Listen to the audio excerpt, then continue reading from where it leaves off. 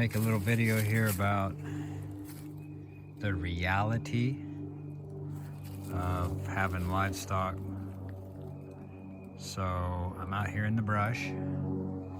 It's May, early May, fixing fence. Now I'm in a spot here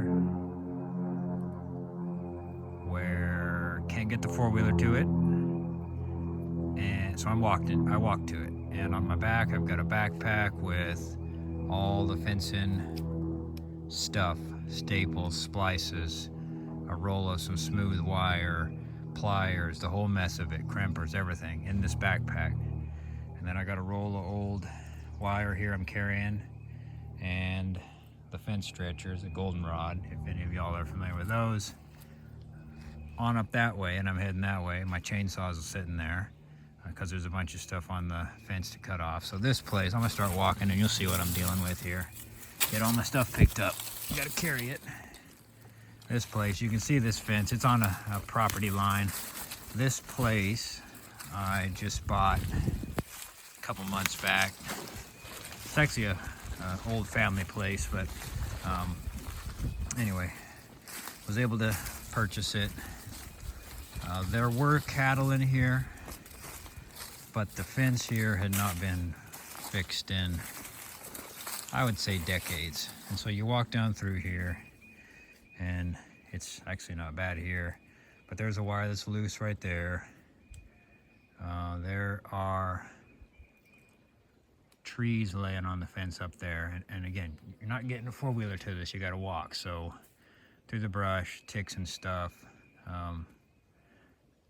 Certainly not complaining, but what I am trying to point out here is it's not always fun. It's not all fun and games and easy stuff.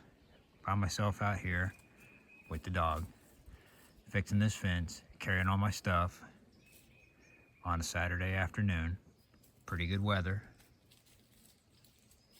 Not my favorite task to do, but it needs to be done. Otherwise, there's some places on this the cattle could just walk through.